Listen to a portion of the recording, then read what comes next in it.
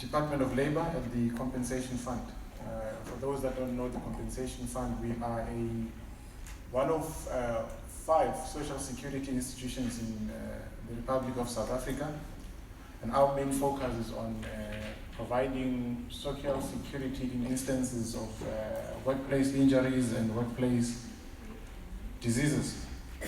Well, I've been asked to speak around issues of rehabilitation professional, so I'm going to give you a perspective from a healthcare funder.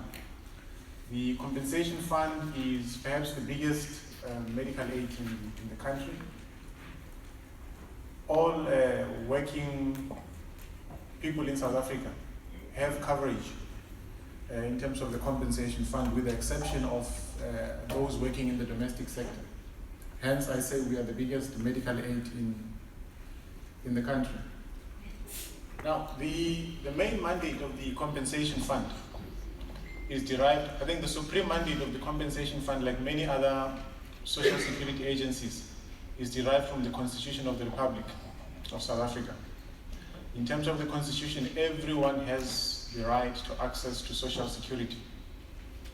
And I've highlighted our role within the social security framework in that we provide assistance in instances of workplace injuries and diseases. But over and above the Constitution, the previous speaker spoke about the National Development Plan. Now that's an economic framework towards reduction of poverty and inequality in South Africa. Now perhaps most of you would be sitting here and thinking, we're medical professionals, what role do we have to play in advancing the economic development of South Africa? Well, we've had a look at the National Development Plan, and we found that there is a key role that we play, and that's a role that not only us as government can play, but there's also some role that the private sector plays. There's a role that the different players within the private sector can play in advancing these ideals or objectives outlined in the National Development Plan. Now, when we looked at the National Development Plan, I mean, there's a number of things, for example, that were striking. The compensation system, by its nature, it provides a leakage into the labor market, in a sense that people get injured, and when people get injured, they exit the labor market in most cases. And this goes against the objectives that government has set, because we have a high unemployment rate in South Africa. If we continue to then reduce the number of employed people in South Africa, it goes against the target that the government has set of creating about 24 million jobs by 2030 in terms of the National Development Plan. You also look at the issues around, if people are living in employment, we're basically perpetuating and increasing the levels of poverty and inequality. And we're also not able to raise employment as envisaged in our National Development Plan. So we then had a long, hard look at ourselves and said, what is it that we need to do to make sure that in carrying out our mandate as a healthcare funder, we contribute towards this thing. So everything else that we do and that we're planning to do going into the future will be towards advancing these ideals that are in our National Development Plan. And I think the National Development Plan is specific as well, and I will not dwell much on it because the previous speaker spoke about these issues. That disability is also cited as one of the key things that needs to be addressed in South Africa in order to also help reduce the inequalities in South Africa. The Compensation Fund, our vision. Well, for a long time, we've focused on being a provider of compensation for occupational injuries and diseases. And that's something that we've been doing for a long time. But some might argue that we've been ineffective at it. But over the last few years, I think there has been some improvements that we've made in providing these services. And we've now introduced a rehabilitation integration as one of the things that we want to focus on. I said earlier that we've been very good at funding medical costs for people who are injured and so on. But we've actually done very little when it comes to how do we get these clients of ours rehabilitated and reintegrated back into employment.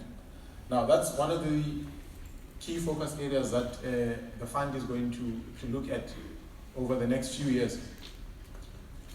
We've set ourselves when we developed our strategy, we said we needed to focus on three basic things as a fund. One, a workman's compensation in its nature. You have three businesses in one. Because one, you are a short-term insurer, for lack of a better way, because you provide compensation in an event of a workplace injury, and you collect levies from employers. And that's one aspect of our business. And also you're a medical aid, because you provide funding for healthcare costs for those that are injured in workplaces. So those are the two things that we've done very well, I think, up to so far.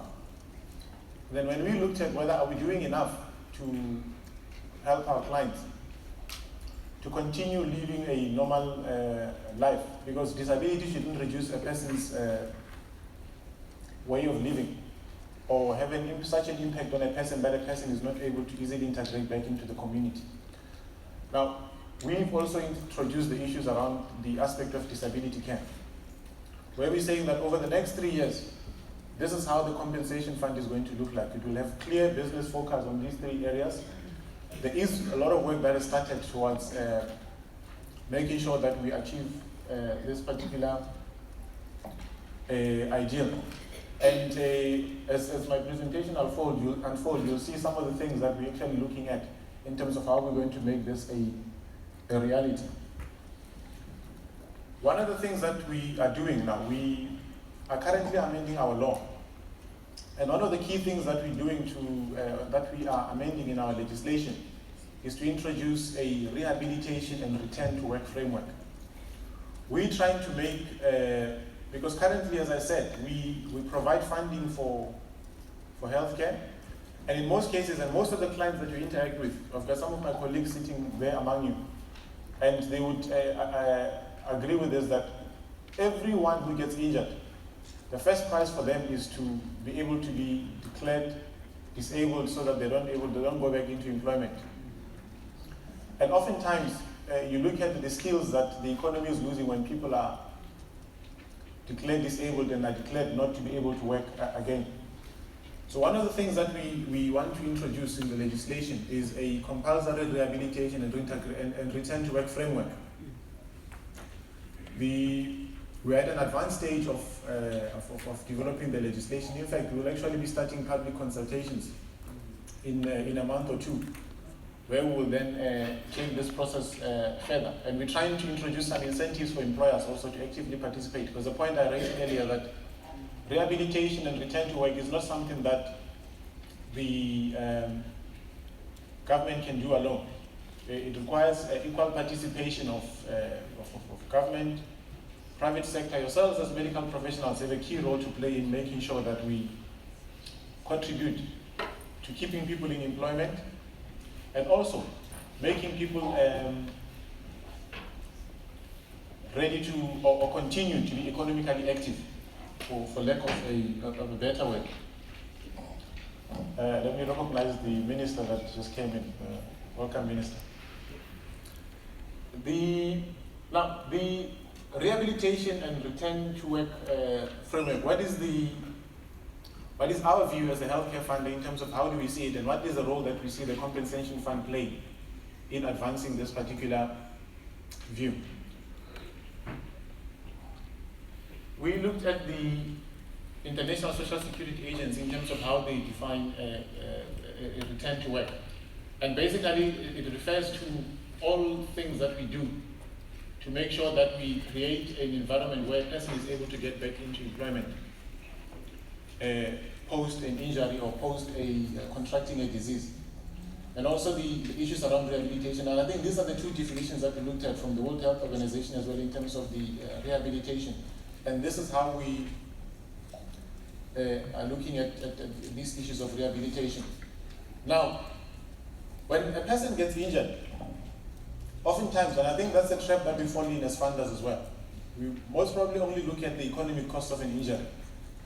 But this person is injured, there's going to be a reduction in income or earnings from this particular person. There is possibly a loss of future earnings. And also there is the medical costs associated with the injury. But one thing that we often ignore is the social costs that lead to a workplace injury. I mean, there's a number of things. A person, loss of social relationships, a person leaves work, but a person leaves his home, especially in a country like South Africa where we have a lot of migrant workers. If a person leaves his or village to go and work somewhere in the urban areas, person gets involved in an occupational incident. When a person goes back to the village, the person is either in a wheelchair or is working with the use of prosthetic legs and so on. But there's very little that we do to look at what is the cost of the social cost of that person who gets injured. And these are the things that we often ignore as well, ourselves as funders, yourselves as practitioners as well. And we see it when we look at some of the clients that we interact with from a day-to-day point of view, that these are some of the things that we don't look at. And we said that when we develop a rehabilitation or a return to work framework, it should be a framework that is able to take into account not only the economic costs of an injury, but also look at the social costs of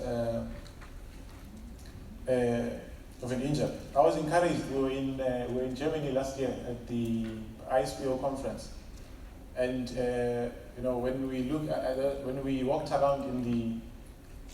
around in the exhibition stalls, we actually saw some of the things that also seeks to address some of these social challenges that are caused by a disability, and it shows that even the product manufacturers from their end also are not only looking at economic issues, but also looking at the social aspects of assisting people living with disabilities. Now, in our line of business, I think we get presented with three scenarios where a person who suffers some disability, but then that person is able to get back into employment. And usually this is not the problem, because these are people that would classify as having suffered temporary disability, and they recover and able to get back to.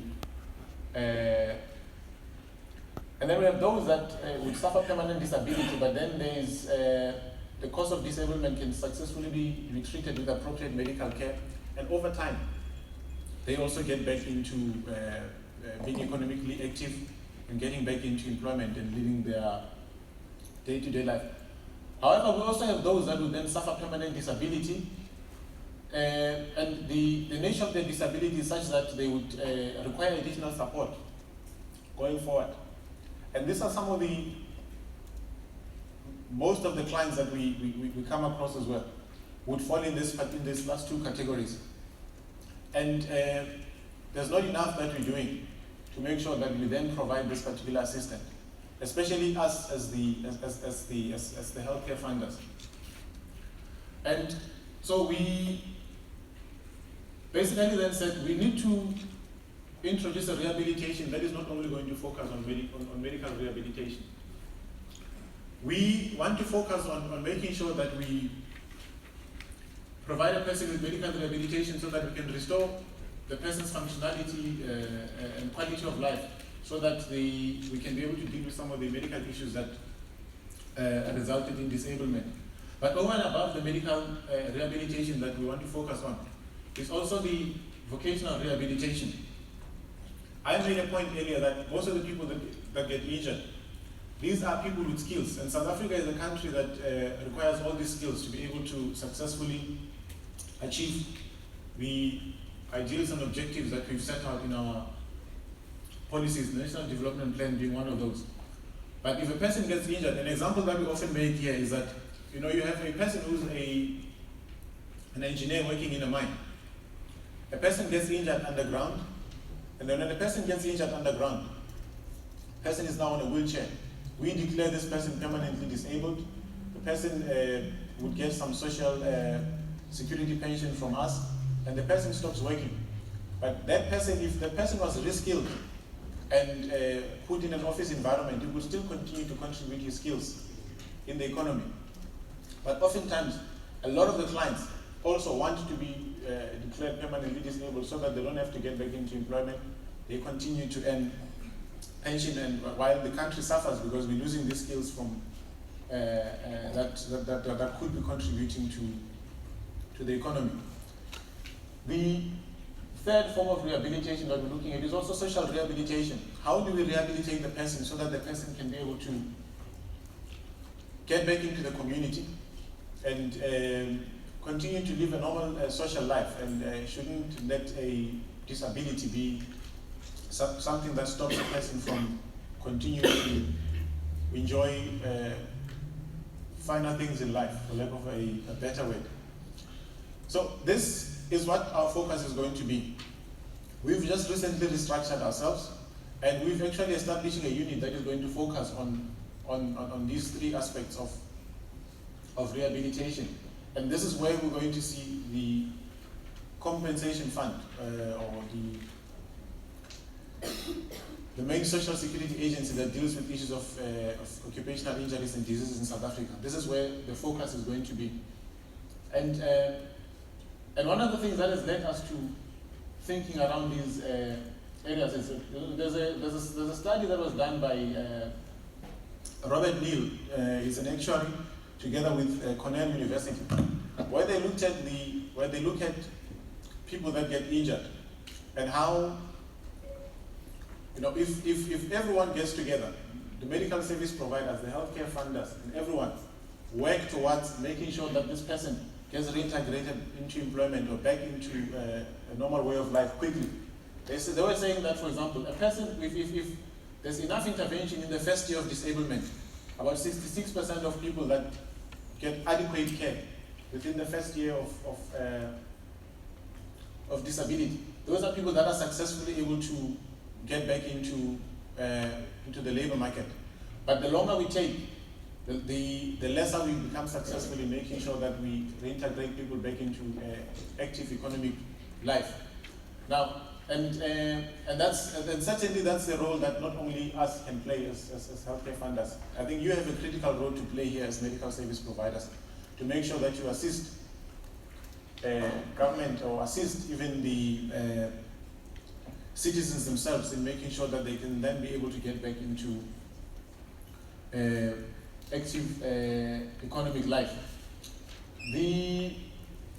Now, and if you look at we do a lot of benchmarking with international countries and so on.